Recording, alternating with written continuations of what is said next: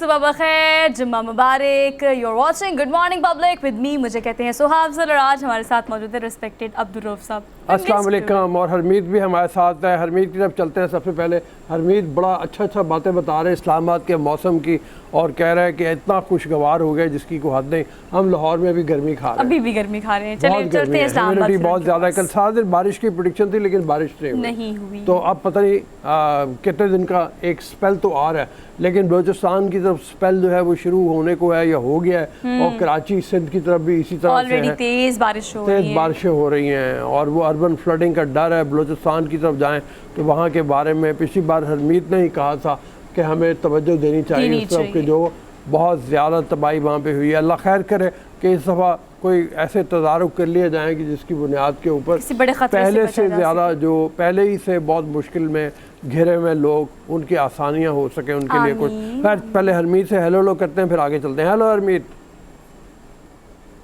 जी, अस्सलाम वालेकुम, सत श्री अकाल, गुड मॉर्निंग रऊफ साहब। बात आपकी दुरुस्त है कि मौसम खुशगवार हो जाए तो मूड भी खुशगवार होता है। और आज सुबह आते ही मुझे जो ठंडी ठार हवाएं चल रही थी तो मुझे ऐसा लग रहा था कि सर्दियां जो है हल्की फुल्की दस्तक दे रही हैं इस्लामाबाद के दरवाजे पर। तो इस्लामाबाद का मौसम तो कल ज़्यादा बारिश हुई थी, तकरीबन दो बजे तक बारिश थी, 11 बजे से लेके। तो काफ़ी मौसम रात बड़ी ज़बरदस्त किस्म की थी, गुजरी है, ठंडी ठार थी। और आज भी पेशगोई तो की गई है कि इस्लामाबाद में दोबारा तेज़ हवाओं के साथ बारिश हो सकती है। लेकिन आपकी बात दुरुस्त है कि वो वहाँ पे जो हालात हैं, यहाँ पे तो हम खुशगवार कह सकते हैं, लेकिन वहाँ पे जो सूरत हाल है बलूचिस्तान में ख़ासकर और सिंध के कुछ इलाकों में, तो वहाँ पे ज़्यादा तवज्जो देने की ज़रूरत है। लेकिन अभी से हरमीत की लुक्स चेक करें कि ये जो वीकेंड है ये हमारा हकीकी आज़ादी वाला वीकेंड है, और इंडिपेंडेंस डे करीब आ गया। संडे को 14 अगस्त है और आज उसकी तैयारी पकड़ कर हरमीत साहब आ गए ऑन स्क्रीन, और हम भी करेंगे तैयारी। हम ऐसी बात नहीं कि हमारा शो मिस होगा, हम प्लान कर रहे हैं कि हम 14 अगस्त का एक स्पेशल शो करें। लेकिन वीकेंड चुके हैं सर, तो मैं जब घर से ऑफिस आ रही थी तो रास्ते में जो स्टॉल्स लगे होते हैं ना, उसको देख के जी आप बहुत पेट्रियाटिक फील करते हैं। लेकिन पता नहीं आप लोगों ने फील किया है कि नहीं किया, मैंने बहुत फील किया है। हरमीत आपको याद है झंडियाँ बहुत ज़्यादा बड़ी तादाद में होती थी सर, उसको आटे की लेवी के साथ हम बाकायदा लगाते थे घर से जाते थे। मैं तो कल से देख रहा हूँ, बल्कि सुबह आते हुए ये जो रास्ता है यहाँ पे मुख्तलिफ किस्म के स्टॉल्स लगे हुए झंडे, और जो आपने ग्रीन पगड़ी की बात की तो आपके लिबास को देख के भी हल्की फुल्की वो ग्रीनरी जो है वहाँ पे भी नजर आ रही है। तो आपकी बात दुरुस्त है कि जैसे 14 अगस्त करीब आता है तो ये ग्रीन फ्लैग्स आपको नजर आएंगे। लेकिन मैं एक चीज से बड़ा तंग हूँ, और वो है बाजा। हाय रब्बा, वो है आज़ादी हमने इसी दिन में बनानी होती है, और कमाल के पू से वैसे कान बच जाते हैं पूरे के पूरे। अच्छा, ये सूरत हाल थोड़ी सी गंभीर है। बाकी बात को मुकम्मल करना चाहिए कि बिला वजह आज़ादी सेलिब्रेट करने का ये अनोखा तरीका कि आप साइलेंसर निकाल दें, आवाज़ें कसना शुरू कर दें, बड़े से लेके छोटा बच्चा, हर किसी के पास एक छोटा साइज़ का, बड़े साइज़ का, उससे बड़े साइज़ का बाजा होता है, और बाजा बजा बजा के हम कह रहे होते हैं जश्न आज़ादी मुबारक, जश्न आज़ादी मुबारक। खैर ये तरीका तो नहीं है। देख रहे हो उनके लिए है कि आज़ादी का मतलब मादर पिदर आज़ादी नहीं है। इसका ये मतलब नहीं है मोटरसाइकिल से साइलेंसर निकाल दें और शोर मचाते हुए मतलब हल्ला गुल्ला करें। आप हल्ला गुल्ला ज़रूर करें, लेकिन अदब आदाब के दायरे के अंदर रहते हुए, अखलाकियात के दायरे के अंदर रहते हुए। पूरी फैमिलीज़ को ये हक़ है कि वो बाहर निकलें सड़कों पे, वो देखें माहौल को, रश को, लेकिन उनको तंग करना, ऐसे वाक़यात हो जाते हैं जहाँ पे ख़वातीन को तंग किया जाता है, शोर बहुत ज़्यादा मचाया जाता है। मैंने जैसे साइलेंसर की बात की है, मोटर बाइक से निकाल के माहौल को, वो भी नॉइज़ पोल्यूशन जो है उसके बारे में बहुत ज़्यादा होता है, तो वो ना करें। और सर वन व्हीलिंग भी की जाती है इस तरह से। पुलिस बहुत एक्टिव होती है। इस्लामाबाद की, लाहौर की, कराची की बात की जाए तो पुलिस को ख़ास इंस्ट्रक्शंस मिलती हैं कि आपने हुल्लड़बाजी नहीं करनी, आपने ज़्यादा हल्ला गुल्ला नहीं करना, तमीज़ के दायरे में रहते हुए आपने जश्न आज़ादी सेलिब्रेट करनी है। इंडिपेंडेंस डे है भाई, आप आज़ाद हुए हैं, लेकिन ये किस किस्म की जाहलियत में आपको लगता है कि आप? और इस साल तो गोल्डन जुबली है, इसलिए कि 75 साल हो गए आज़ादी को। गोल्डन कहते हैं, डायमंड कहते हैं, diamond jubilee, sorry diamond jubilee है, मैं गलत कह गया। 50 साल पे गोल्डन होती है, तो डायमंड जुबली है 75 बरस की, और ये इसको सेलिब्रेट करना और ज़्यादा मतलब हक बनता है। सर एक और बड़ी मजे की चीज़ है, मिली नगमा भी रीमेक किया गया है। मैंने वो चीज़ ऐड भी करनी है, हम आपको दिखाएंगे भी। आपको पता है कि 14 अगस्त 2022 का ये जो जश्न आज़ादी है, इस पर हमारा कौमी तराना जिसको हम बड़े अरसे सुनते आ रहे हैं, जिसको सुनते साथ भाई आपका तो मुझे नहीं पता, मेरे रोंगटे खड़े हो जाते हैं मैं जब भी जहाँ भी जैसे भी सुनूँ। सर ये पेट्रियोटिज्म जो आपको फील होती है ना, सिर्फ कौमी तराना सुनते वक्त फील होती है। तो उसको फाइनली बहुत बड़े बड़े आर्टिस्ट हैं उसमें, उसको फाइनली रीमेक किया गया है, दोबारा से उसको री लॉन्च किया जा रहा है और वो 14 अगस्त वाले दिन किया जाएगा। और बड़ी सारी एक्टिविटीज़ हैं वो भी शेयर करेंगे। चलिए जी रनडाउन की तरफ चलते हैं। आज हमारी टॉप स्टोरीज में क्या क्या है। फर्स्ट एंड फॉरमोस्ट, इदारों का एहतराम सब पर लाजिम है। लड़ाइयाँ किसी के लिए और किसी के हक में हो सकती हैं और हमें ये नहीं करनी चाहिए। वज़ीर दिफा का ये एक ऐसी स्टेटमेंट आई है, काफ़ी न्यूट्रल स्टेटमेंट है। और इस पर अब है ये कि PTI का जो लीगी रहनुमाओं के ख़िलाफ़ सर मुख्तलिफ मुकदमात हैं उनमें कार्रवाई तेज़ करने के बारे में उन्होंने गौर व फिक्र शुरू कर दिया है। इसको डिटेल में डिस्कस करेंगे कि सब ने अपनी तैयारी बांध ली है, तो कहाँ जाने की तैयारी है। वो जी माहौल चला हुआ है कि उधर सेंटर में फेडरल गवर्नमेंट अगर कुछ लोगों के ऊपर मुकदमात बना रही है, उनको गिरफ्तार कर रही है, तो यहाँ पंजाब जो है वो पुलिस के 12 कल SHO को मुअत्तल कर दिया गया 25 मई के रिस्पांस में, जो 25 मई को हुआ था। और बेशुमार और अफसरान के अंदर खौफ व हरास फैला हुआ है। ये कार्रवाइयाँ नहीं होनी चाहिए। बड़ी मुश्किल से थोड़ी सी इकॉनमी स्टेबल होती नज़र आ रही है। उसकी वजह यह है कि डॉलर का रेट नीचे जा रहा है, कुछ स्टॉक मार्केट में थोड़ी उसको अगर ये अनसर्टेनिटी फिर दोबारा होगी तो बहुत ज़्यादा ख़राब करेगी। सर सियासी तौर पर थोड़े से हम सस्टेनेबल होते हैं तो सियासी तज़ब्ज़ुब जो है वो मज़ीद बढ़ जाता है, जिसकी वजह से चीज़ें फिर ख़राबी की तरफ जाती हैं। ऑल्दो आज के दिन की मुनासबत से आपको अगर हम बताएं तो आज है इंटरनेशनल यूथ डे, नौजवानों का दिन है। और नौजवान किसी भी कौम का हमेशा सासा हुआ करते हैं। और अगर 14 अगस्त की हम बात करें तो जागो नौजवान जागो और जाग कर सोचो कि 14 अगस्त पर किस रेवोल्यूशन से आपने सोचना है कि हमने पाकिस्तान के लिए क्या करना है। सिर्फ ये मत सोचे कि अपने आप को बेहतर करने के लिए क्या करना है। और आज फिर हम बात करेंगे रिकनेक्ट पाकिस्तान की। कल बड़ा ज़बरदस्त सा हमने ये सेगमेंट की है रिकनेक्ट पाकिस्तान। आपको कल भी हम बता चुके हैं कि पूरे पाकिस्तान की बहुत सारी प्राइवेट और गवर्नमेंट यूनिवर्सिटीज़ के जो यंगस्टर्स हैं जो कि फिल्म मेकर बनना चाहते हैं, प्रोड्यूसर बनना चाहते हैं, डायरेक्टर बनना चाहते हैं, उनकी फिल्म्स के एक अवार्ड सेरेमनी हो रही है। कैश प्राइजेस भी हैं और इसके अलावा अवार्ड भी मिलेगा और बहुत कुछ। तो ये रिकनेक्ट पाकिस्तान जो नौजवान नस्ल के लिए कैसा एक अपॉर्चुनिटी का प्लेटफॉर्म है, हम इस पर बात करेंगे। आगे बढ़ेंगे सर। रिकनेक्ट फिल्म अवार्ड नौजवान नस्ल के लिए एक अहम मौका है। इस पर हमारे पास 2-3 मौजूद होंगे। उसके को फाउंडर भी हैं, उसके पार्टिसिपेंट्स भी हैं और गेस्ट स्पीकर्स भी हैं। और उनका बेसिकली सर जो मैंने कल पूरा सेगमेंट किया था उसके मुताबिक they want to connect education, industry and corporate sector. और ख़ास तौर पर इस वक्त पाकिस्तान के दिन ख़ास तौर पर डायमंड जुबली का है, उसको भी साथ में मिला के कनेक्ट करेंगे हम। पाकिस्तान का जो इमेज है उसको बेहतर करने के लिए नौजवान अभी तक कहते हैं रिकनेक्ट वाले कि हम अपने टीवी को, मीडिया को और अब डिजिटल मीडिया को सही तरीके पे इस्तेमाल नहीं कर पाए। तो ये नौजवानों के लिए एक मौका है सीखने का कि यहाँ से सीखें, अवार्ड में हिस्सा भी लें। अवार्ड तो हो गया, खैर मेरे ख्याल में अब होना है, अवार्ड होना है, कंपटीशन हो गया, कंपटीशन हो गया। 45 प्लस फिल्म्स जो हैं वो आ चुकी हैं। 50 से ज़्यादा यूनिवर्सिटीज़ हैं, इनके नौजवानों ने पार्टिसिपेट किया है। यूनिवर्सिटी के अलावा कॉलेज के बच्चों ने भी किया है। और अच्छी बात ये है कि सर गिलगित बल्तिस्तान, कोयटा, इस तरह के तमाम इलाकों से भी लोगों ने क्या ज़बरदस्त फिल्म भेजी हैं, वो आपको रिजल्ट वाले दिन ही दिखाएंगे। खैर आगे बढ़ते हैं। टॉप स्टोरीज़ में आज आपकी मुलाकात हम एक डिजिटल मार्केटिंग एक्सपर्ट से भी कराएंगे। और तारुफ में छोटी सी बात आपको मैं बता दूँ कि 18 साल की उम्र में अमेरिका की ई-कॉमर्स कंपनी का हिस्सा बनने वाले ये डिजिटल मार्केटिंग एक्सपर्ट हैं।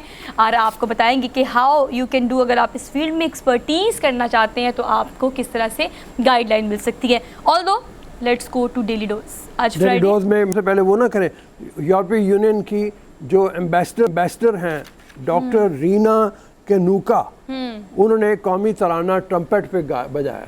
ये कमाल हो गया। डायमंड जुबली को सेलिब्रेट करने के लिए, हाँ, सेलिब्रेट ना सिर्फ हम बल्कि फॉरेनर्स जो हैं वो भी बड़ा पार्टिसिपेट कर रहे हैं इस दफा। हाँ, तो मतलब ये है कि वो आपको दिखाते हैं किस तरीके से उन्होंने किया है। ये सबसे बहुत अच्छे थे। ये कल मैं इनको देख रहा था, ये बैठी हुई थी वज़ीर आला के साथ और इन्होंने मुख्तलिफ जो पाकिस्तान की शख्सियात हैं उनसे मुलाकातें की हैं। वज़ीर आज़म के साथ बैठी हुई थी और ये एआदा कर रही थी कि 2023 के बाद भी GSP+ जो है वो पाकिस्तान को हासिल रहेगा, जिसके तहत बहुत सी मराहत पाकिस्तान को एक्सपोर्ट के हवाले से मिली हुई हैं। तो यूरोपीय यूनियन बड़ा इंपॉर्टेंट मतलब हमारा पार्टनर है, ट्रेड पार्टनर है। इस हवाले से भी बड़ा मजबूत ग्रुप है यूरोप के तमाम ममालिक का, जहाँ पे तजारत में अगर पाकिस्तान को आसानियाँ मिलती हैं तो काफ़ी ज़्यादा पाकिस्तान के जो एक्सपोर्टर्स हैं उनका फ़ायदा होता है, भला होता है। तो बहरहाल आपने ट्रम्पेट सुना, बहुत ही ज़बरदस्त इन्होंने बजाया, और मतलब आप ये देखो कि कितनी खूबसूरत धुनें और उसको ट्रम्पेट के ऊपर कितना सुर में मिला के, ऐसी लग रहा है बड़ी एक्सपर्ट है।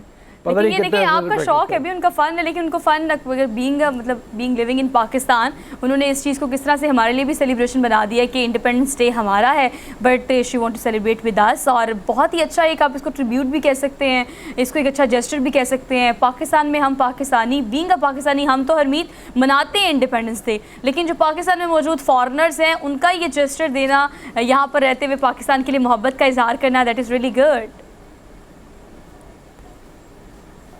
देखिए सबसे बड़ी बात ये होती है ना कि आप किसी और की खुशियों में जब शामिल होते हैं तो मेरे ख्याल में वो खुशियाँ और बढ़ जाती हैं। आसपास जो लोग हैं, आप देखें ना कि एक खूबसूरत जेस्चर जा रहा है कि एक जिसका ताल्लुक किसी दूसरे मुल्क से है लेकिन वो हमारे जश्न आज़ादी में हिस्सा ले रही हैं, तो आप ये देखें कि उसको हम खबर का हिस्सा तो बना रहे हैं, लेकिन उसके साथ साथ सोशल मीडिया या इलेक्ट्रॉनिक या प्रिंट मीडिया ये खबरें जिस तरह गर्दिश करें, साथ साथ आवाम में भी एक खुशी की एक लहर जो है वो पाई जाती है कि कम से कम कोई और आके, कोई पराया आके आपकी खुशियों में शरीक हो रहा है, तो इससे और बड़ी बात क्या हो सकती है। और हमें भी जब किसी और की खुशियाँ हों तो हमें भी उसी तरह भरपूर साथ देना चाहिए, उसी में हिस्सा लेना चाहिए। और हम देखते हैं यहाँ पे जितने भी एम्बेसीज हैं, जब भी कोई ऐसी जश्न आज़ादी उन मुख्तलिफ ममालिक की होती है तो हमारे वज़ीर-ए-आज़म से लेकर दीगर जो हमारे मिनिस्टर्स हैं वो भी इसी तरह भरपूर हिस्सा लेते हैं।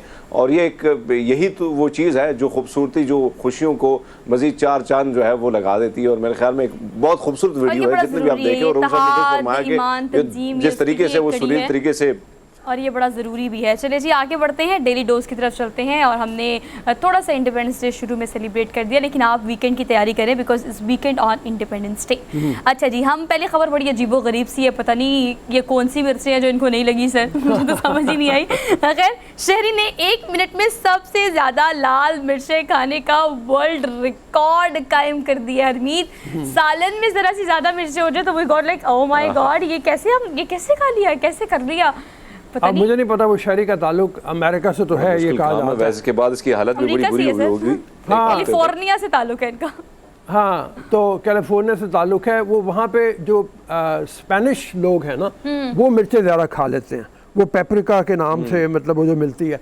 मुझे याद है मैं श्रीलंका में था, बहुत देर पहले की बात है, तो वहाँ पे भूख लगी तो मैंने एक जगह मुस्लिम होटल देखा, मोहम्मदी होटल, मुझे अभी तक याद है उसका नाम, जो साउथ इंडिया के लोगों का था। अच्छा। तो मैंने वहाँ जाके मछली चावल ऑर्डर किए। अच्छा। और भाई मैं, आप यकीन करो, मैंने पहली बाइट ली है, उसके बाद मैं अपनी ज़बान 10 मिनट तक धोता रहा पानी के साथ। वो इतनी मिर्चें थी ज़्यादा जिसकी को हद नहीं। फिर और तो कुछ नहीं था, दही उनके पास था, दही लेके मैंने। और रोज़ साहब, वैसे अगर हम देखें ये जितने भी इलाके ना, श्रीलंका, तमिल के जितने लोग जहाँ जहाँ पर ये आबाद हैं, या वैसे वियतनाम के लोग हैं, इंडोनेशिया के लोग हो गए, थाई के लोग, रेड चिली का रुझान बहुत ज़्यादा, और बहुत ज़्यादा वो बैठे होते हैं बाकायदा सुखाने के लिए और फिर उसको पेस्ट बना के खानों में डालते हैं। हर एक खाने में कहीं ना कहीं रेड चिली का बहुत ज़्यादा वो है इस्तेमाल, बहुत ज़्यादा है। वर्ल्ड रिकॉर्ड है ना अरमीत, ये 17 मिर्चें खाने का और 17 साबुत मिर्चें खाने का। मतलब हमारे यहाँ पे कैटेगरीज हैं, एक मिर्चें वो जो मिर्च पाउडर होता है जो हम हंडिया में डालते हैं, एक वो धड़ा मिर्च होती है सर, मेरे ख्याल से वो जो पेपरिका की आप बात कर रहे हैं दैट इज़ द सेम धड़ा मिर्च जो होती है मतलब साबुत फॉर्म में। अब ये 17 मिर्चें खा बैठे हैं और खा के पता नहीं इनको मिर्चें भी नहीं लगी, लेकिन Guinness book world of record में तो इनका नाम आ गया सर। क्रेडिट तो ले लिए मिर्चें खा के, इनको किसी और चीज़ की, बातों की मिर्चें नहीं लगती होंगी ना, इसलिए उन्होंने इसके ये मिर्चों का एक्सपेरिमेंट किया है। खैर आगे बढ़ते हैं, आगे अगली खबर डेली डोज में बड़ी अच्छी है और बड़े नायाब नस्ल के भेड़ जो हैं उनकी कीमत क्या है। कीमत का जिक्र अपने डेली डोज में हम जरूर करते हैं। उन लोगों की हरमीत से गैस करवाओ ना जरा, एक भेड़ की कीमत क्या हो सकती है? कितनी भेड़ की कीमत तुम क्या जानो, वो जो कहा जाता है ना, हरमीत बाबू। अच्छा हरमीत, क्या गैस करें आप कि कितनी को कीमत हो सकती है एक नायाब भेड़ की? हरमीत पढ़ के बताएगा। मैं बताती हूँ जी, ये 85। मैं वही सोच रहा हूँ, मेरे पास वैसे है भी मुश्किल से प्रिंट पड़े हुए हैं, लेकिन ये है कि सोने के लिए आपको इतनी बड़ी रकम मिल जाती तो और बड़ी बात क्या हो सकती है। अच्छा, और मैं अपनी बात करूँ तो मुझे कहीं भी नींद आ जाती, मैं आराम से सो जाता हूँ। अब मैं सोच रहा हूँ कि मैं भी अप्लाई करूँ कि कहीं ना कहीं पैसे वहाँ से मुझे मिल जाएं। अच्छा, ये जो है ना मैं बता देती हूँ सर, ये $85,000 से भी ज्यादा हो सकती है। सर $85,000? हाँ, और सेनेगल सेनेगाल जो है, जो एक गरीब मुल्क है जहाँ पे 40% लोग गुर्बत की लकीर से नीचे ज़िंदगी गुजारते हैं, वहाँ पे तो डाके पड़ते होंगे इस भेड़ को उठाने के लिए। और सर इसका नाम देखिए, किंग ऑफ शिप। हाँ, शीप, किंग ऑफ शीप।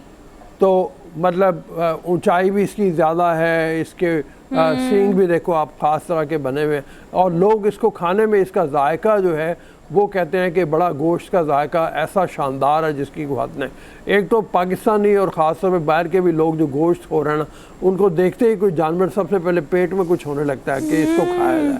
अच्छा। पता नहीं कब खाने का मौका मिलेगा। वो कीमत भी खाने के लिहाज से लगाते हैं, उसकी खूबसूरती के लिहाज से नहीं लगाते।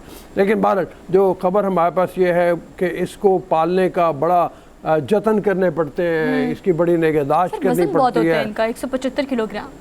हाँ, वजन ज्यादा है ना? हैवी है। आप ये देखो ना, वैसे भी बड़े साइज की है, साइज भी ऊंचाई मतलब हाइट भी ज़्यादा है, वज़न भी 175 किलोग्राम है। और कहा जाता है कि इनकी जो खाल है सर वो भी बहुत प्रोडक्टिव है, इसलिए ज़्यादा महंगी इसलिए भी है कि नरम और शफाफ खाल है, और सींग जो है सर वो घूमी किस्म के सींग है इनके, जो बाकी चीज़ों में भी यकीनन इस्तेमाल होते होंगे, तो इसीलिए भी इनकी प्राइस बहुत ज़्यादा है। चलिए जी आगे बढ़ते हैं सर। ये है मैट्रेस कंपनी को नौकरी के लिए सोने की तलाश है जी। अब आपको नैप के भी पैसे मिलेंगे। सर अगर मैं होती ना, यहाँ पे नहीं होगा, हम होते वहाँ तो हम भी जाते हैं ज़रूर। सर मेरी पिछले 6 साल से आदत है कि मैं नैप ज़रूर लेती हूँ, अपने इस ऑफिस के बाद मैं नैप ज़रूर लेती हूँ, चाहे 15 मिनट 20 मिनट या 30 मिनट का लूँ। अब जी ऐसी कंपनी है जिनको ऐसे अफराद की तलाश है जो आकर फौरी तौर पर नैप लेने के एक्सपर्ट हों, दस्ती सो जाएं। और आप सोचें नैप लेने के पैसे मिलना शुरू हो जाए हरमीत, तो फिर हम क्या ही करें, मतलब क्या, मतलब हमें तो डांट ही पड़ती है नैप लेने। हाँ, लेकिन उसमें सबसे बड़ी बात जो है जो मैं पढ़ा था वो ये है कि उनको ऐसे माहौल, जो माहौल उन्होंने क्रिएट किया है वो माहौल शायद बहुत ज़्यादा सोने के लिए सूटेबल ना हो, तो वो मतलब उन्होंने ऐसे माहौल में सोने वाले लोगों के लिए इनाम रखा हुआ है, पैसे रखे हुए हैं।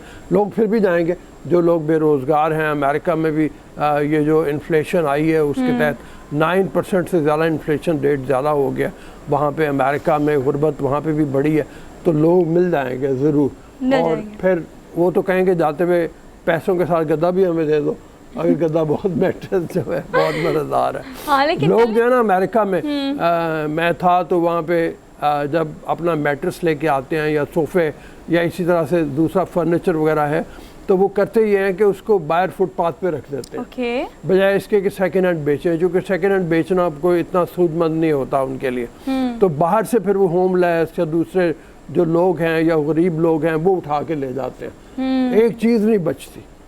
तो ऐसे में अच्छा जस्टिस भी है सर, ये अच्छा जस्टिस भी है। मैट्रेस कौन छोड़ेगा, कौन छोड़ेगा, आप खुद सोचे मैट्रेस कौन छोड़ेगा, और वो भी इतना अच्छा। चले कंपनी भी काफ़ी अच्छी है। ऑल दो आगे बढ़ते हैं, आगे बढ़ के आपको बताएं कि लोगों के पास भी आलमी रिकॉर्ड बनाने के एक से बढ़कर एक आइडियाज़ है। मुझे समझ नहीं आता ये आइडियाज़ आते कहाँ से, और इन आइडियाज़ से बढ़कर ये हौसला और हरमीत की हिम्मत कहाँ से आती है। अब इन जनाब की बात आपको बता देते हैं। उड़ते हेलीकॉप्टर से लटक कर 1 मिनट सर 1 मिनट में 25 पुलअप्स लगाने का आलमी रिकॉर्ड कायम कर लिया है। क्या ही मतलब जिम हो, और ये क्या ही आपके मतलब आप वर्कआउट वैसे पुशअप लगाना बहुत मुश्किल काम होता है। मुझे जिम में लगाने के लिए पुशअप लगाने में बहुत वैसे मुश्किल पेश आती है, लेकिन ये फिर बहुत मुश्किल काम है कि लटक के और हेलीकॉप्टर से, हाय रब्बा। और ये है कि ये 2 दोस्त हैं जो मिलके इस तरह के काम करते हैं।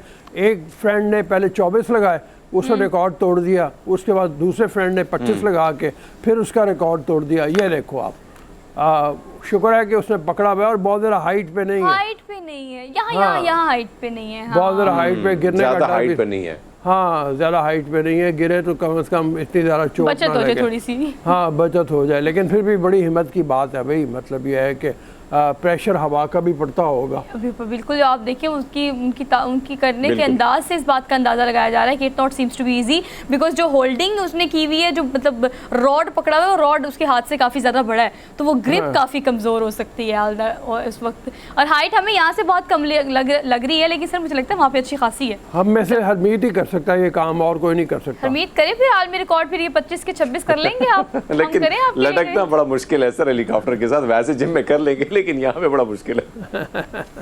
अच्छा जी, चलिए जी अगली आखिरी खबर है, last but not the least. आज सर पता नहीं दिन भी कौन से मनाए जाते हैं सर, ये हाथियों का आलमी दिन मनाया जा रहा है। हाँ, ये एनवायरनमेंट के हवाले से जो लोग बहुत तहफ़्फ़ुज़ जंगल या माहौलियात के लोग होते हैं, उनके लिए बड़ा इम्पोर्टेंट दिन होता है। हाथी भी उन जानवरों में से है जिनकी नस्ल ख़ासतौर पर एशिया में मादूम हो रही है, कमी उसमें वाक़या हुई है। अफ्रीका में काफ़ी पाए जाते हैं, लेकिन यह है कि उनकी नस्ल को बचाने के लिए किसी ज़माने में पाकिस्तान की साइड पे भी कहते हाथी मिल जाता था, अब तो चिड़ियाघर में ही मतलब हमें देखने को मिलता है। हमारे पास एक दो हाथी थे, एक सूजी था, दूसरा किरवान था। किरवान बेचारा भी बीमार हो गया, यहाँ से हमने भेज दिया। हाँ, लेकिन बेचारी चली गई दुनिया से, पर लोग सुधार गई। हाँ बिल्कुल, लेकिन कि जिस तरीके से उनको रखा जाना चाहिए माहौल में नेचुरल, वो हम नहीं रख पाते।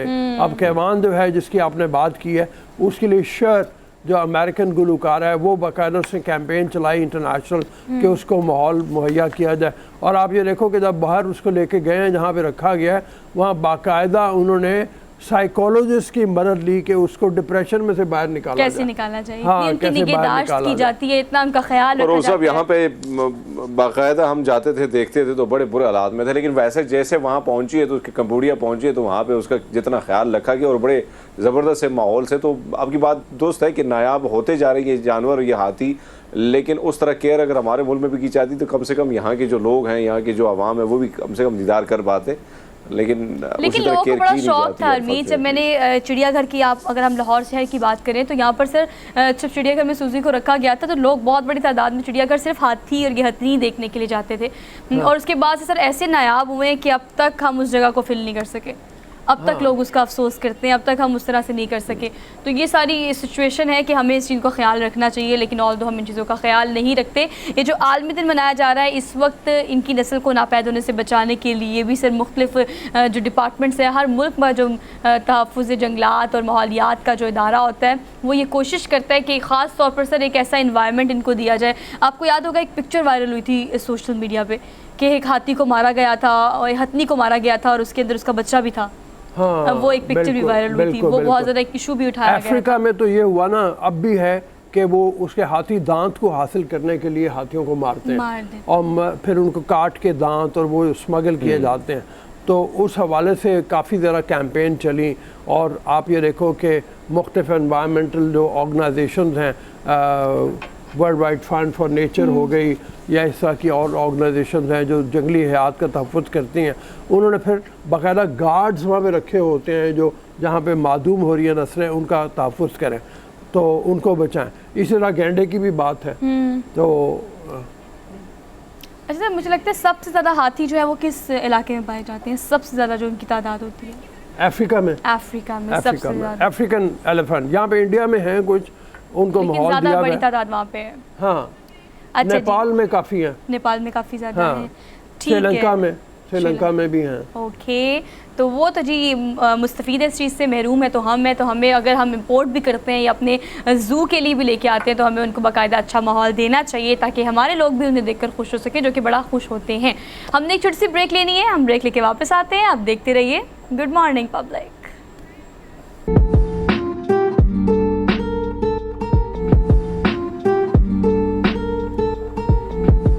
जी अस्सलाम वालेकुम नवाज जी, ब्रेक के बाद आपने ख़बरें देख ली होंगी कि शहबाज गिल ने इतराफ़ जुर्म कर लिया। उन्होंने कहा कि जो उन्होंने कहा वो पार्टी लाइन है, पार्टी लाइन से हट के उन्होंने कुछ नहीं कहा।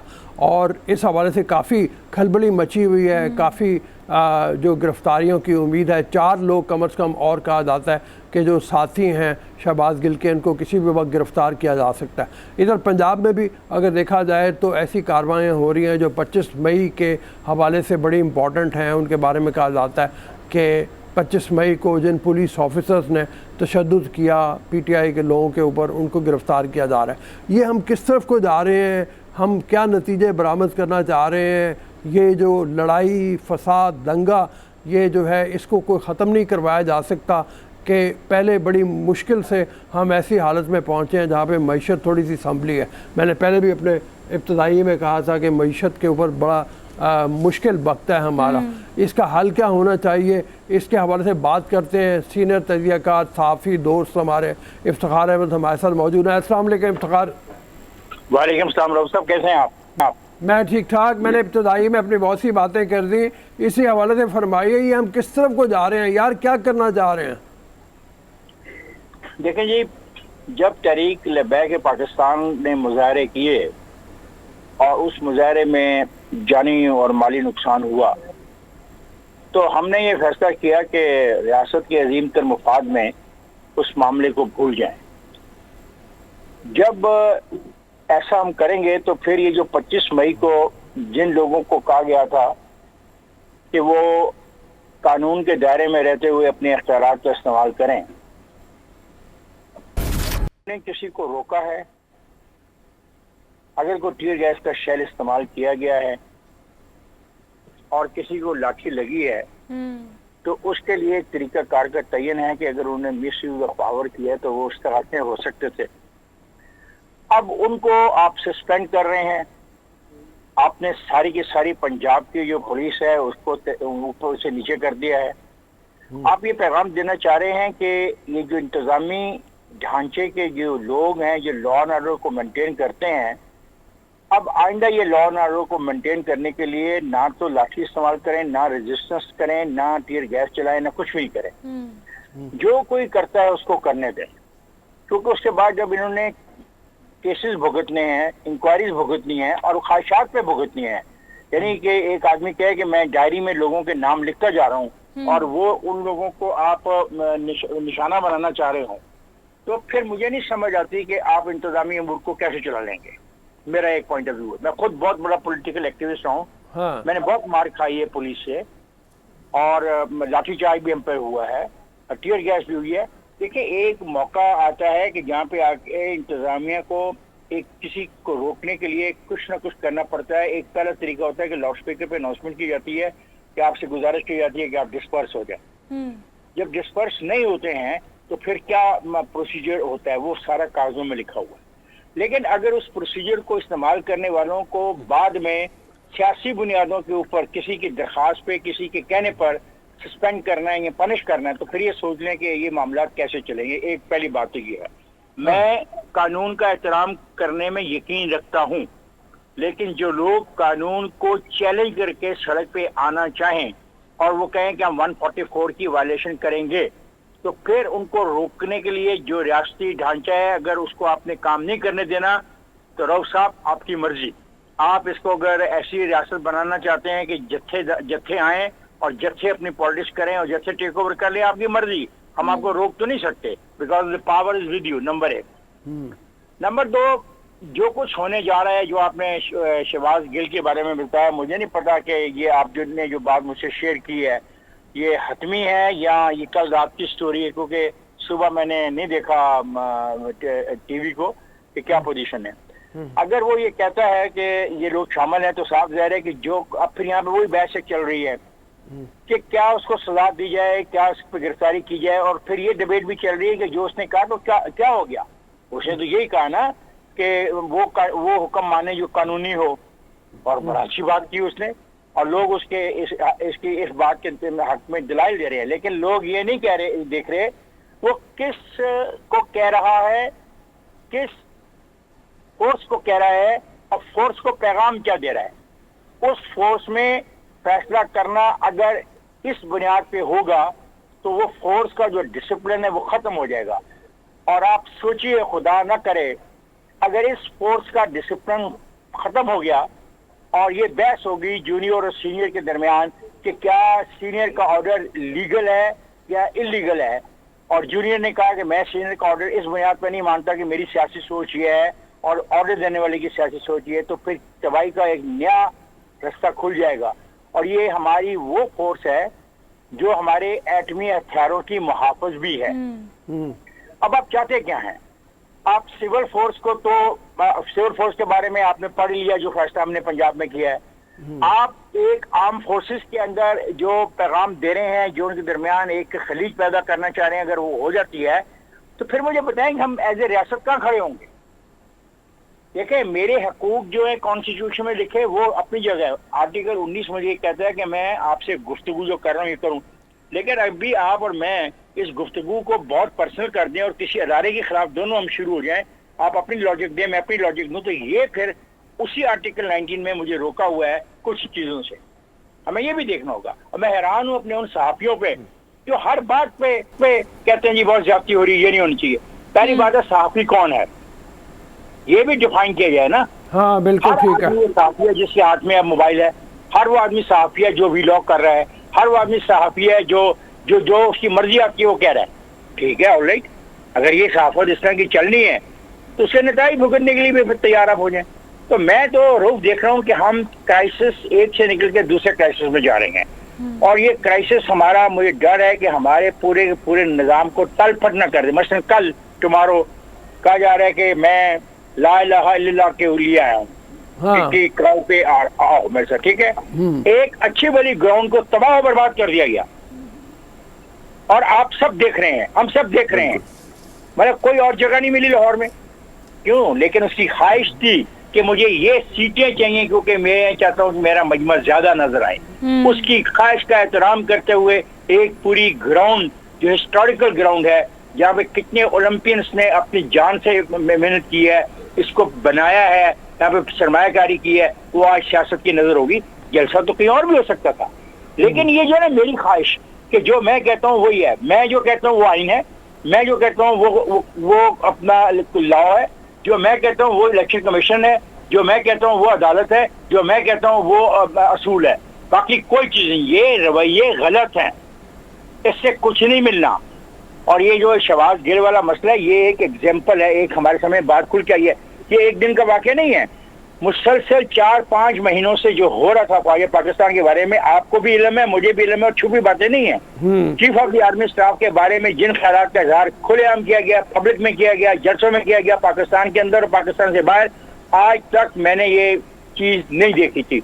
मेरा भी बहुत इख्तिलाफ है कुछ इश्यूज के ऊपर, और मैं भी ये कहता हूँ कि हर अदारे को with in the constitution framework काम करना चाहिए। लेकिन क्या सवाल ये पैदा होता है कि उसका हम निशाना ये बनाएं कि एक मजबूत अदारे के अंदर फूट डलवाने की कोशिश करें। So I am against it, because वो फूट मैं समझता हूँ पाकिस्तान की दुश्मनी के मुतरादिफ है। ये मेरा पॉइंट ऑफ व्यू है, आई मे बी रॉन्ग। नहीं नहीं, बिल्कुल ठीक कह रहे हो आप, मैं आपसे 100% एग्री करता हूँ। जी हरमीत। अच्छा इफ्तिखार साहब, जिस तरह ये हम कौम भी इसी इंतज़ार में थी, वैसे भी इंतज़ार किया जाता। खान साहब जो खिताब कर रहे थे, परसों जो खिताब किया, उसमें भी उन्होंने किस बयान की कोई तरदीद नहीं की। फौज चौधरी साहब से कल जब पूछा गया तो उनका भी जवाब ये था कि ऑलरेडी गिरफ्तार हो चुके हैं, तो तरदीद की क्या ज़रूरत है। तो ये क्या PTI की हिकमत अमली है, ये कोई प्लानिंग है जिसके तहत वो इस किस्म के बयान दाग रहे हैं, और इस किस्म के बयान जो हैं कितने नुकसानदेह साबित होंगे PTI के लिए? सर PTI को तो खैर कोई नुकसान नहीं होगा, लेकिन हमारे नौजवानों को जिनको समझ नहीं है चीज़ों की, हम उनको उनके ज़हनों को पॉइजन कर चुके हैं।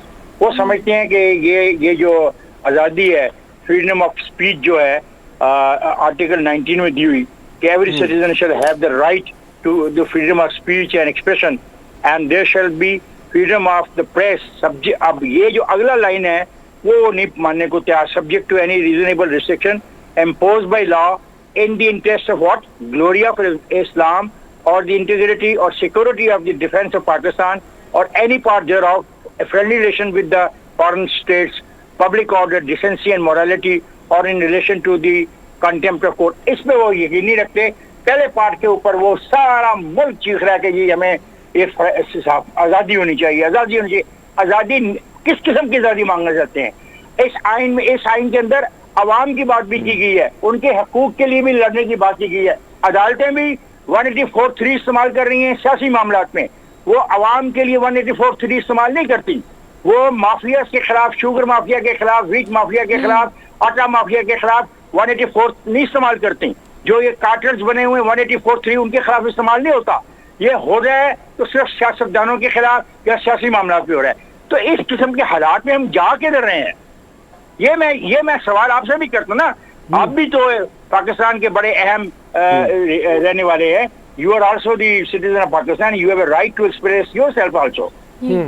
नहीं इफ्तिखार, आप सही कह रहे हैं। मतलब मैंने भी शुरू में यही सवाल उठाया था कि हमें ये सोचना चाहिए एक लम्हे के लिए रुक के कि हम पाकिस्तान को कहाँ ले जाना चाह रहे हैं। आपने बड़ी तफसील से इसका जवाब दिया, और वो ये है कि अगर ऐसी सूरत हाल होती है जिसमें हम फ़ौज को भी गुमराह करने की कोशिश करते हैं, पुलिस का आपने पहले जिक्र कर दिया, तो सिवाय इसके कि एनर्की हो और कोई चीज़ नहीं है। ये अनार्की फैलाने वाली बात है।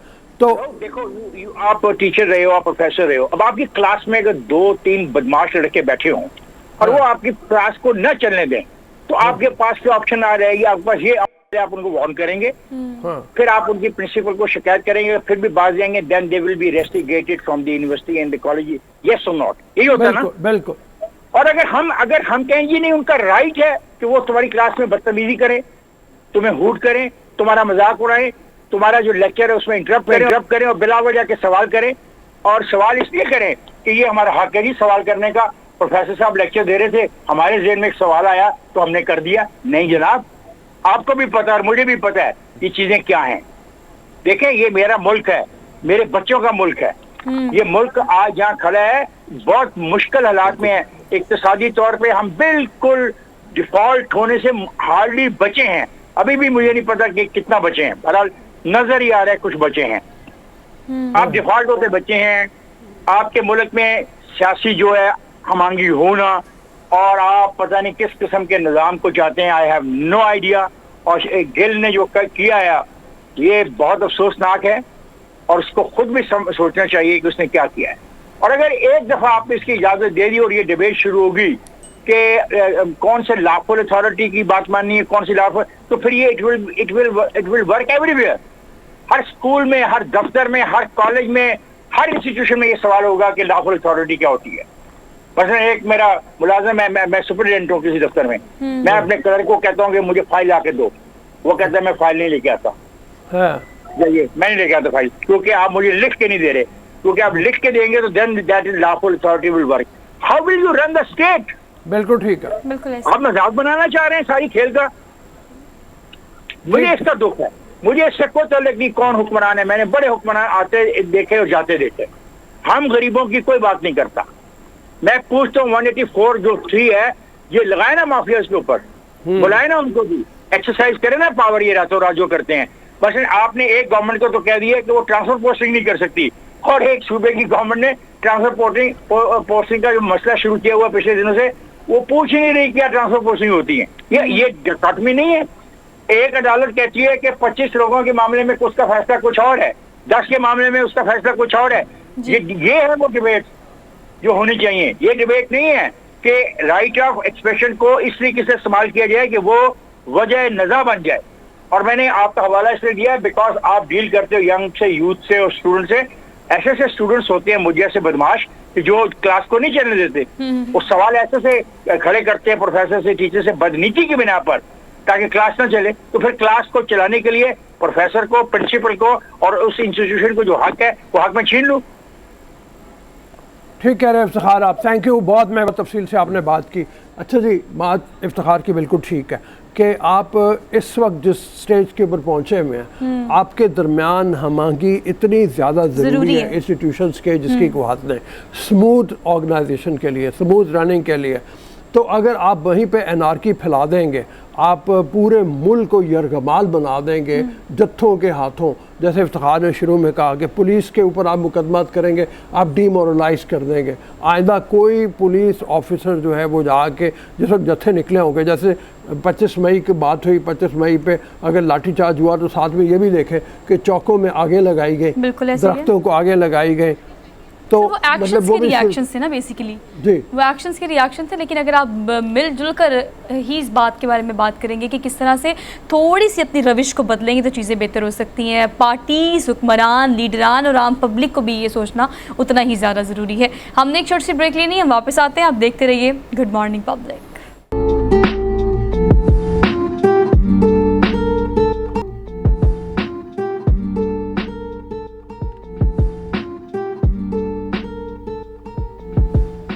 जी अस्सलाम वालेकुम जी। ब्रेक के बाद शुरू में हमने आज आपको रिकनेक्ट के हवाले से बताया था कि किस तरह नौजवानों को फिल्म मेकिंग के हवाले से, पाकिस्तान के आईडीए के हवाले से, कंटेंट के हवाले से एक प्लेटफॉर्म मुहैया किया गया है जहाँ पे वो अपनी फिल्में बना के लाएँ, उनको दिखाएं और उनको सीखने के लिए और माहौल क्रिएट किया जाए। उस हवाले से हमारे साथ सैयद काशिफ मौजूद हैं, को फाउंडर हैं रिकनेक्ट के।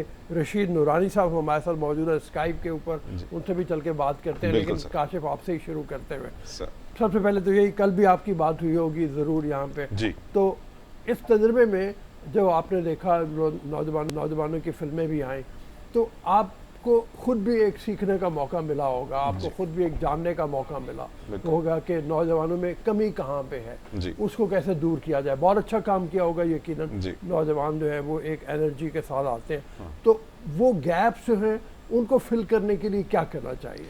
अच्छा, एक दो तीन चीज़ें हैं। कुछ जगहों पे ये था कि क्योंकि इन्फ्लुएंस यूट्यूब और बाकी चीज़ों का इतना ज़्यादा है, अब यूट्यूब की जो है स्ट्रैटेजी फ़र्क है। जो आप ज़्यादातर यूट्यूब पे फिल्म देखते हैं, यूट्यूब और सोशल मीडिया की स्ट्रैटेजी ये है कि आप घरेलू काम कर रहे हैं और एक चीज़ रैंडमली चल रही है। जी बिल्कुल। तो उसको आपको उस तरह से शॉर्ट डिविजनिंग करने की ज़रूरत नहीं होती, क्योंकि वो बच्चे की ट्रेनिंग वहाँ से हो रही है, तो उनकी जो फिल्म्स हैं उस पर वो बहुत असर हो रहा है। क्योंकि प्लानिंग का कोई नहीं है कि एक जिस तरह फिल्म में एक होता है कि आपकी इंट्रो होती है, देन मिड होता है, देन एंडिंग होती है, वो नहीं है प्लानिंग, टाइमलाइन चलता है। जी, तो उसकी है कि है, अदरवाइज जो है पैशन इज़ देयर। जो छोटी मोटी जो उनकी अपनी टेक्निक सीखी हुई है, जो फिल्म स्कूल से आ रहे हैं वो तो ऑब्वियसली अच्छे बच्चे हैं, लेकिन जो जनरली हमें एक नज़र आ रहा है उसमें ये है कि पैशन बहुत ज़्यादा है, बहुत टॉपिक्स हैं और वो वाकई उन टॉपिक्स की डिटेल में गए हैं। और कुछ ने तो अपनी, कुछ ख़वातीन, कुछ लड़कियों ने गिलगित से हमें फिल्म्स भेजी हैं और उनकी पूरी स्टोरी है कि उन्होंने कितना मुश्किल जी, तो ये बहुत ही इनकरेज है। मेरे लिए तो बड़ी मजेदार है सीखने की। हमने कल बहुत सही डिस्कशन की इस पे, लेकिन कल एक अच्छा सवाल काशिफ साहब, मैं हाँ पहले हरमीत से बात करें। जी हरमीत, हाँ कल बात नहीं हुई थी, ये तो काशिफ साहब बहुत मुश्किल से एक प्लेटफॉर्म मिलता है और आप लोगों ने प्लेटफॉर्म दिया नौजवानों को। अब जिस तरह रूस साहब ने सवाल किया आपसे कि कोताहियाँ कमियाँ कहाँ पे है, लेकिन मैं आपसे इसी हवाले से जानना चाहूँगा कि आपको एक पॉजिटिव चीज़ क्या लगी बच्चों में? क्या एक नया कोई ऐसा रुझान आपको दिखाई दे रहा है कि जो पुराने फिल्म मेकर थे, उससे पहले जो हमारी फिल्में आती थी, तो इन बच्चों की सोच जो है क्या उस ट्रेंड से मुख्तलिफ आपको दिखाई दी? आपसे अच्छा, आपको आवाज़ नहीं? मुझे आवाज़ नहीं आ रही। उनका सवाल ये है कि ये जो बच्चे हैं ज़ाहिर है दूर दराज के इलाकों से भी हैं, इनकी सोच में आपको पुराने फिल्म मेकर्स के मुकाबले में कोई डिफरेंट चीज़ नज़र आई है? जी बहुत, यही मैं अभी हम बात कर रहे थे कि उनकी सोच में ये है कि जैसे लेट्स से पुराने फिल्म मेकर्स की स्ट्रेंथ ये थी कि वो अपने कल्चर के साथ, अपनी लेगेसी के साथ बहुत ज़्यादा अटैच थे। यहाँ इनकी ये वीकनेस है, लेकिन इनकी स्ट्रेंथ ये है कि ये नई नई चीज़ों को एक्सप्लोर करना चाहते हैं, एक्सपेरिमेंट करना चाहते हैं, इम्प्रोवाइज करना चाहते हैं। ये इनकी स्ट्रेंथ है, ये नज़र आया मुझे। अच्छा कासिम, ये कहिएगा कि कल हम लोगों ने इस पे बहुत ज़्यादा बात की कि अब आपने यूट्यूब की बात की, इंस्टाग्राम, फेसबुक, सोशल मीडिया, आजकल तो गाने बनते हैं, फिल्माए जाते हैं और उसके बाद लॉन्च भी यूट्यूब पे किए जाते हैं। वो पहले वाला जॉनरा नहीं रहा, बिल्कुल ठीक हो गया। लेकिन हमारा इस प्लेटफॉर्म के थ्रू खास तौर पर आपका फोकस ये था कि हम सोचने पे मजबूर करें नौजवानों को कि टेक्निक्स और जो बनी बनाई खीर होती है उससे निकल के ज़रा सोचना शुरू करें, दिमाग की बत्ती रोशन करें। जो टॉपिक्स आप लोगों ने रखे थे, किन चीज़ों को कीप इन माइंड रख के रखा कि इन टॉपिक को हम सिर्फ इन पे वीडियोस या फिल्म या डॉक्यूमेंट्री नहीं बना सकते, इन पर कॉन्सेप्चुअल काम करना पड़ेगा हमें। तो वो टॉपिक्स जो है वो किस तरह से आपने, जूरी ने, आपकी जो भी टीम थी जो बिहाइंड द सीन भी काम करती है, हर किसी ने टॉपिक सिलेक्ट किए थे या आप लोगों ने रैंडमली कहा कि माशरती इश्यूज पे भी काम कर रहे हैं और टेक्निकल पे भी काम कर रहे हैं? नहीं, हमने बहुत सोच समझ के वो सारे टॉपिक्स बनाए थे और उसमें हमारा यही था, जो हमारी जो मेन है ना वो वही है कि realise your legacy and then redefine your destiny।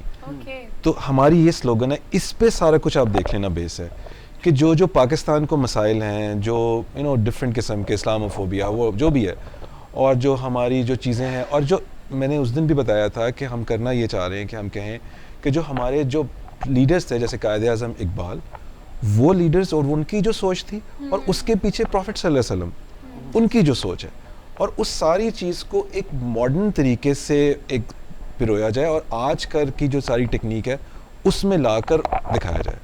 ये सोच हम चाहते हैं कि हमारे नौजवानों में आए, और क्योंकि नौजवान वो देयर फिल्म मेकर्स, वो आर्टिस्ट ही है ना, तो आर्टिस्ट ने ही पेंट करनी होती है अगली पूरी की पूरी सोसाइटी। तो अगर जब हम वो अपनी रूट्स के साथ जुड़े होंगे तो बहुत खूबसूरत एक पाकिस्तान दोबारा से बनेगा इंशाल्लाह। रशीद नूरानी साहब हैं हमारे साथ मौजूद। अस्सलाम वालेकुम जी रशीद साहब। रशीद साहब की आवाज़ ज़रा हमें दे दें, कान में आवाज़ नहीं आ रही इनकी। वालेकुम सलाम, अब आ रही है आवाज़? जी अब आपकी आवाज़ आ रही है।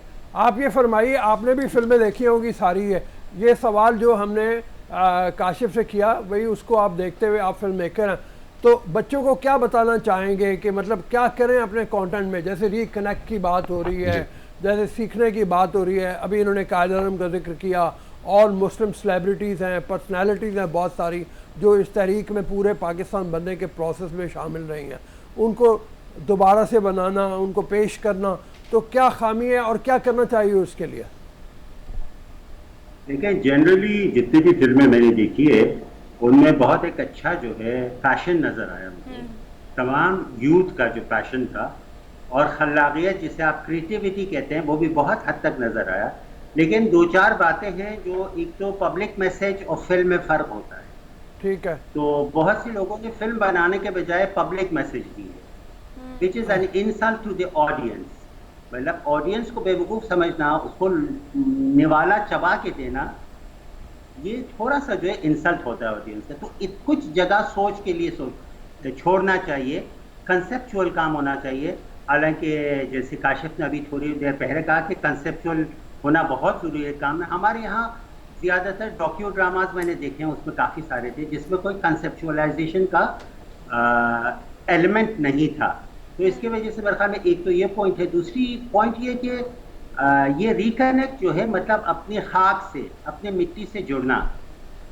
मैं अक्सर जब फिल्म पढ़ाता हूँ अपने स्टूडेंट से, मैं यही कहता हूँ कि अगर आप अपनी मिट्टी के बारे में, अपने वो सिचुएशन जिसको आपने फर्स्ट हैंड एक्सपीरियंस नहीं किया है, उसके बारे में अगर आप फिल्म नहीं बनाते तो आपका फिल्म फेक होगा, क्योंकि आपने उसको महसूस नहीं किया, आप उन हालात में नहीं रहे, आप उसके साथ रिलेट नहीं कर पाते। इसलिए जो भी फिल्में डिफेंस और क्लिफ्टन और दूसरे पॉश एरिया के ड्राइंग रूम से बनते हैं, वो हमारे साथ, आम आवाम के साथ रिलेट नहीं कर सकती, क्योंकि वो हमारे खाक से नहीं आती वो कहानियाँ।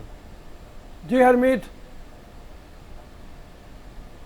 अच्छा, मैं रशीद साहब से जानना चाहूँगा। रशीद साहब, अगर हम देखें नौजवानों का, अगर बहुत से नौजवान से हमारी जब मुलाकात होती है, वैसे नौजवानों के बहुत से इंटरव्यूज़ पढ़े भी हैं कि वो ये गिला शिकवा करते नज़र आते हैं। और जिस तरह आपका भी, आप लोगों ने जो प्लेटफॉर्म दिया, बहुत अच्छा प्लेटफॉर्म है, लेकिन हमने बहुत सारे डायरेक्टर से जो हमारी मुलाकात हुई, हमारे शो में आए, तो उनसे भी जब हम ये सवाल करते हैं कि नौजवान आना चाहते हैं, फिल्म इंडस्ट्री में कुछ करना चाहते हैं, लेकिन जो इन्वेस्टर है, जो डायरेक्टर है, जो प्रोड्यूसर है, वो तैयार नहीं नए चेहरे को, वो उनको बना बनाया बंदा चाहिए कि कम से कम वो सारी चीज़ों पर वो पूरा उतर सके।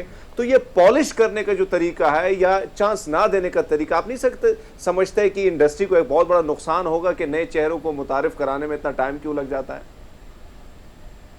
मेरा अपना ये ख्याल है कि सिनेमा या फिल्म जिसे आप कहते हैं, ये एक मजमुआ है तमाम फ़नून और हुनर का। आप इसमें पेंटिंग भी आपको नज़र आता है, इसमें सेट डिज़ाइन भी नज़र आता है, एक्टिंग भी, मेकअप भी। मतलब जब तमाम आप हुनर और फ़नून को लेते हैं, all the arts and craft, तो आपका एक मजमुआ बनता है जिसको आप फिल्म कहते हैं। तो आप पहले अपने आप को थोड़ी सी पॉलिश तो करें दूसरे आर्ट्स में, दूसरे फ़नून में। हमने किताबें पढ़ी नहीं होती हैं। एक स्टोरी लिखने के लिए आपके अंदर 1000 किताबें इंजेस्ट होनी चाहिए, उसके बाद कोई अच्छी कहानी निकलती है। हम पढ़ते नहीं हैं, लिखते नहीं हैं। हमारे यहाँ पढ़ने के रुझान बहुत कम है। बल्कि मैं अभी यूनेस्को के कुछ फिगर्स देख रहा था, हमारा पर कैपिटा रीडिंग जो स्टैटिस्टिक्स है वो 76 लाइन्स पर ईयर पर एडल्ट है, जबकि यही अगर आप यूके में ले जाते हैं तो 5 बुक्स पर एडल्ट पढ़ता है। तो जब रीडिंग में इतना बड़ा गैप है तो कहानियां कहाँ से आएंगी? आप बिल्कुल ठीक कह रहे हैं रशीद साहब। उसके बाद एक और चीज़ है बड़ी इंपॉर्टेंट आ जाती है, वो ये है कि जिस वक्त आप हिस्टोरिकल फिगर्स को लें तो आप, मतलब कायद आज़म की बात हो गई, तो एक मिथ बिल्ड करनी पड़ेगी साथ में। मतलब वो प्लॉट की मिथ भी होगी, वो कैरेक्टर की मिथ भी होगी जो उसको बड़ा बनाएगी। तो जब रीडिंग ही नहीं होगी तो इसका पता ही नहीं होगा, तो वो कैसे हो पाएगा फिर मुमकिन? बेशक ऐसे ही है। और दूसरी बहुत अहम बात यह कि जब हम हिस्टोरिकल मौज़ूआत की बात करते हैं, उसमें अहम बात ऑथेंटिसिटी है। देखिए, पब्लिसिटी और ऑथेंटिसिटी में फ़र्क होता है। जो चीज़ ऑथेंटिक होती है वो बिकती है। बिल्कुल ऐसे ही, क्योंकि लोग चाहते हैं जानना। मैं अपने क्लासेस में अक्सर जो है नए फिल्म मेकर्स से जो नेशनल मूवीज़ बनाते होते हैं या नेशनल टॉपिक्स पे मूवीज़ बनाते होते हैं, पूछता हूँ कि जिना का क्या मतलब है। कायद आज़म जिना, मोहम्मद अली जिना, किसी को नहीं पता आज तक कि जिना क्या है। आप किसी भी स्टूडेंट से पूछिए, nobody takes a research into the name of the founder of Pakistan. ठीक है, ठीक है, थैंक यू सर, बहुत मेहरबानी रशीद साहब, बड़ी मेहरबानी। आपके साथ गुफ्तगू हमारी जारी रहेगी। मैं हमें एक ब्रेक लेने पहले यहाँ पे सर ब्रेक पर जाने से पहले ना कोई 2-3 लोग मजीद भी हमारे साथ रिकनेक्ट के हवाले से कनेक्ट हो जाएं, रिकनेक्ट के हवाले से रिकनेक्ट हो जाए तो हम उनसे ज़रा बात करेंगे। लेकिन इसको इस तरह से अगर मैं उनकी सारी डिस्कशन कंक्लूड करूँ तो एक बहुत टॉपिक ये भी है, there is a hell kind of difference between the theoretical approach and the practical approach. कल हमने इसके बारे में बहुत बात की है कि हम बच्चों को पढ़ा देते हैं और वो फिल्म मेकिंग हो, वो आपकी डायरेक्शन हो, प्रोडक्शन हो, लेकिन उसके बाद मसला आता है वो कोई भी फील्ड हो। अगर मैं मीडिया इंडस्ट्री की भी बात करूँ तो आपके पास उतनी बड़ी लॉट को एडजस्ट करने का इंडस्ट्री में इस वक्त स्पेस नहीं है। अब हर बंदे ने अपना एक प्लेटफॉर्म बना लिया, अपना यूट्यूब बना लिया, अपनी चीज़ें, लेकिन जो अपना टैलेंट यहाँ अपनी लॉलीवुड में अगर बात करें यहाँ यूटिलाइज कर सकते हैं, लेकिन गिला वो यही करते हैं कि हमारे पास प्लेटफॉर्म नहीं है, मौका नहीं दिया जाता। देखिए अब ना जो एक पहले होता था ना, देखिए अब अब 22 में आप आ चुके हैं, अब ना इंडस्ट्री को सिर्फ लॉलीवुड या बॉलीवुड ना सोचें अब आप, ठीक है, अब ना वो इंडस्ट्री चेंज हो गया सारा कुछ। यूट्यूब भी समझें या सोशल मीडिया डिजिटलाइज होगी, ये एक इंडस्ट्री है पूरी। आप अपने कंटेंट को उस तरह गियर करें सारा और सोच के रखें कि अब आपकी ऑडियंस जो है, मैं आपको जैसे अमेरिका में छोटे छोटे जैसे जो अफ्रीकन्स हैं उनका एक अपना एक बना हुआ है, मतलब इस तरह जिसमें 2-3 मिलियन से ज़्यादा के सब्सक्राइबर्स हैं, ठीक है, इसी तरह और दूसरी के लिए बने हुए हैं। तो ये आहिस्ता आहिस्ता चीज़ें ऐसे उन्होंने भी ऐसे इवॉल्व की हैं। तो आहिस्ता आहिस्ता लगे रहें और समझने की पहले तो कोशिश करें ना कि अब जो इंडस्ट्री है उसकी नीचे डेफिनेशन क्या है कि वो सिर्फ। काशिफ अगर आप इजाज़त, एक छोटी सी ब्रेक के बाद वापस आते हैं जी, इजाज़त दीजिए ब्रेक के लिए, ब्रेक के बाद वापस आते हैं और यहीं से गुफ्तगू को हम अपने जारी रखेंगे। इजाज़त दीजिए ब्रेक के लिए।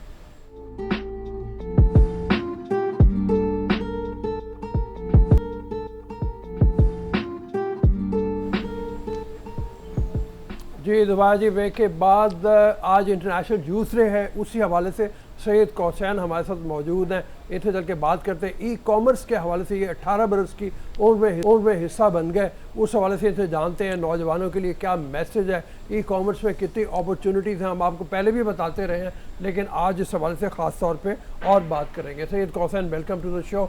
ज़रा इस हवाले से बताइए, आप छोटी सी उम्र में हिस्सा बन गए, बहुत बड़ी आपको अपॉर्चुनिटी आपने देखी और आपको मुबारकबाद उसके लिए। नौजवान जो और हिस्सा बनना चाहें उनको एडवाइस करें कि वो क्या करें इसके लिए और कितनी अपॉर्चुनिटी है यहाँ पे नौजवानों के लिए। सर सबसे पहले थैंक यू सो मच आपने बुलाया, और दूसरी बात ये है कि मैं सबसे पहले थोड़ा सा अपना बैकग्राउंड बताता हूँ। आई एम जस्ट 18 ईयर्स और मैं अभी 18 का हूँ मई में, और जब मैंने ये काम स्टार्ट किया था तब मैं 16-17 के मिड में था। अच्छा, ठीक है। तब मैंने अपनी जो है पहले मैंने स्टार्ट की फ्रीलांसिंग के बाद मैं एक सॉफ्टवेयर हाउस की तरफ गया, उसके बाद मैं एक प्रोडक्ट ओनर बना, ठीक है, और अब अल्हम्दुलिल्लाह एक मैं टीम मैनेज कर रहा हूँ 18 ईयर्स की उसमें, और मैं इंटरनेशनली काम कर रहा हूँ ज़्यादातर, ठीक है। ई कॉमर्स का जहाँ तक ताल्लुक़ है, पाकिस्तान में जितनी अब अवेयरनेस हो रही है, जितनी हो गई है, हाँ जी, जितनी अब अवेयरनेस हो गई है, जितना इसका स्कोप बढ़ रहा है, लोगों को जो है ना ज़्यादा से ज़्यादा इस चीज़ का पता चल रहा है, तो सब अब इस साइड पर आ रहे हैं, ठीक है। तो ई कॉमर्स पे पहले लोगों को ये होता था कि ट्रस्ट नहीं होता था, कोई भी चीज़ ऑनलाइन मंगवाते थे तो वो जो है कुछ थे आता कुछ था, ऐसे ही था, ठीक है। अब आहिस्ता आहिस्ता वो हो रहा है, और हमारे जो यंगस्टर्स हैं उनमें अब ये हो रहा है कि हम कोई स्किल सीखें, जॉब वाले माइंडसेट से निकलें, कोई ऐसा स्किल सीखें जिससे हम घर बैठ के अर्निंग कर सकें। अच्छा, ये अमेरिका की कंपनी है जिसमें आपको जॉब मिली और आपको काफ़ी छोटी एज में मिली, अब तो चलिए आप माशाल्लाह 18 साल की हो गए हैं। जब आप तशरीफ़ लाए स्टूडियो में तो अब्दुल रऊफ साहब ने कहा देख कर कि आप वाकई छोटे लग भी रहे हैं, लेकिन ये बताएं कि आफ्टर कोविड स्पेसिफिकली मुझे लगता है कि एक जो ह्यूज चेंज आया है ना, वो बहुत एक मैटर करता है। हम फाइनली डिजिटल पाकिस्तान पे स्विच कर गए हैं। कोविड से पहले लोग ऑनलाइन बिजनेस पे रिलाई नहीं करते थे, कोई आपने जोड़ा मंगवाना है, लड़कियों की बात करें, खवातीन की तो मुझे लगता था ऑनलाइन मंगवाएंगे तो गलत चीज़ ही आएगी। इसमें ये था कि हमारे बहुत सारे ब्रांड्स पाकिस्तान की अगर बात की जाए तो वो भी इस तरह से करते हैं कि हम उनकी क्रेडिबिलिटी या हम रिलाई नहीं करते उन पर, क्योंकि काम ख़राब भी लोगों ने किया है।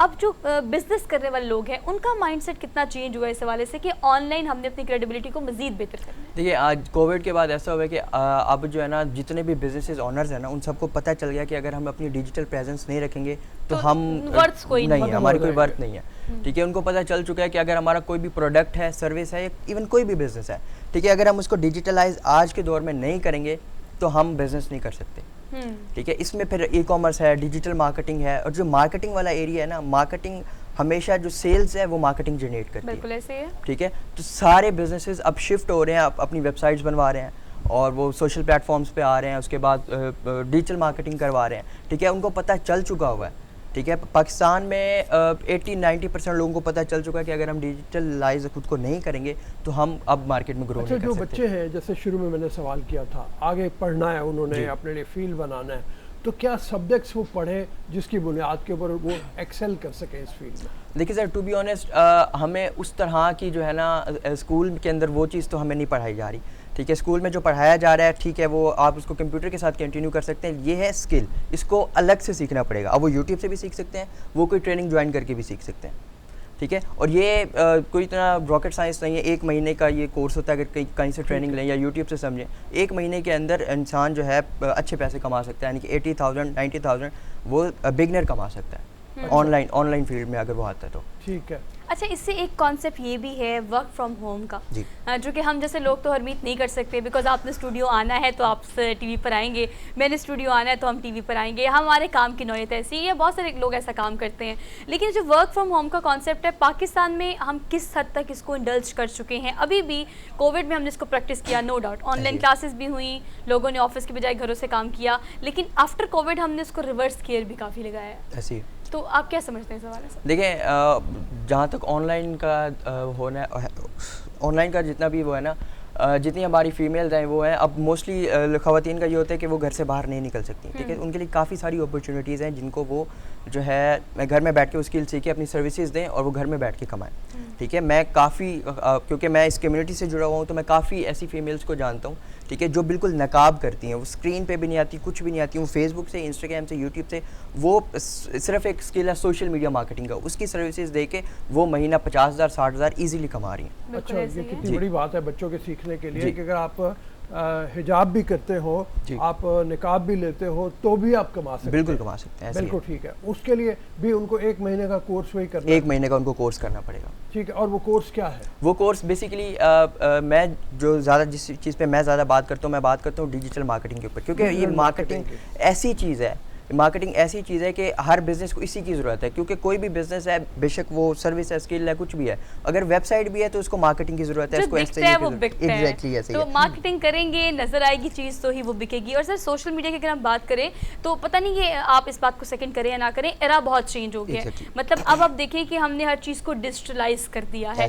अब पहले हम एड्स बनाते थे, टीवी एड्स बनते थे, उन पर लाखों रुपए पैसा लगता था, फिर लाखों रुपए देकर हम टीवी पे चलवाते थे। अब हमारे पास सोशल मीडिया हैंडलर्स आ गए हैं, इंस्टाग्रामर्स आ गए हैं, इन्फ्लुएंसर्स आ गए हैं, उनको चंद हज़ार रुपए देके हम किसी भी ब्रांड की प्रमोशन कर लेते हैं। इसको भी आप डिजिटल मार्केटिंग में ही समझते हैं? इसमें बिल्कुल, ये डिजिटल मार्केटिंग का ही एरिया, क्योंकि अगर हम किसी इन्फ्लुएंसर को हायर कर रहे हैं तो उसने जो मार्केटिंग करनी है वो अपने उस प्लेटफॉर्म पे करेगा जिस पे उसकी ऑडियंस है। बिल्कुल ऐसे ही है, चाहे वो टिकटॉक हो गया, इंस्टाग्राम हो गया, यूट्यूब हो गया, जिस पे उसके फॉलोअर्स हैं उसमें मार्केटिंग करनी है। वो क्योंकि डिजिटलाइज है तो वो भी डिजिटल मार्केटिंग के एरिया में। अब डिजिटल मार्केटिंग एक बहुत बड़ा फील्ड है। ठीक है, हमें जो स्टार्ट लेना चाहिए ना वो सोशल मीडिया मार्केटिंग से लेना चाहिए, क्योंकि हम सोशल मीडिया यूज़ करते हैं, हम फेसबुक यूज़ करते हैं, ठीक है, हम व्हाट्सएप यूज़ करते हैं, हम यूट्यूब यूज़ करते हैं, लिंक्डइन हम यूज़ करते हैं, हम व्यूअर हैं, हम देखते हैं। डिजिटल मार्केटर वो होता है जो दिखा रहा होता है, हम जो देख रहे हैं डिजिटल मार्केटर वो हमें चीज़ दिखा रहा होता है। हरमीत, जरा इसका एक क्वेश्चन ले लीजिए। हरमीत, अच्छा, मैं सबके जिस तरह आप बात कर रहे हैं कि ट्रेनिंग के हवाले से जो मुख्तलिफ इलाकों में हम देखते हैं कि अभी तक, क्योंकि बहुत सारे नौजवान आपको देख के, वो बहुत सारे नौजवानों को देख के और बहुत सारी चीज़ें सोशल मीडिया पे जो चलती हैं वो अट्रैक्ट करती हैं कि हम भी कुछ कमाएं, लेकिन वो बच्चे जो हैं ज़्यादातर उनके इलाके ऐसे हैं कि वहाँ पर ट्रेनिंग सेंटर नहीं है।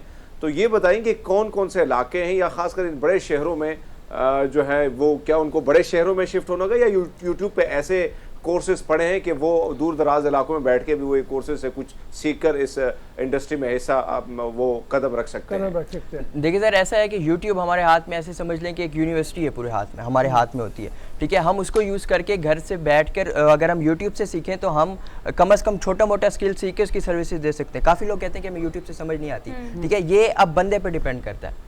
ठीक है, कुछ लोग ऐसे होते हैं जो फिजिकल भी क्लासेस लेने वो नहीं कर सकते। ठीक है, और कुछ लोग ऑनलाइन करके भी कर सकते हैं। मैंने 80% चीज़ें जो है मैंने यूट्यूब से सीखी हैं। अच्छा, हाँ जी, मैंने 80% चीज़ें मैंने यूट्यूब से सीखी हैं, उसके बाद मैं हैंड ऑन की तरफ गया, उसके बाद मैं प्रैक्टिकल की तरफ गया। अच्छा, ये अमेरिका की कंपनी जहाँ पर आप ई कॉमर्स की सर्विसेज दे रहे हैं, उन सर्विसेज में कौन कौन सी सर्विसेज आती हैं? अच्छा, वो कंपनी बेसिकली फर्नीचर कंपनी है।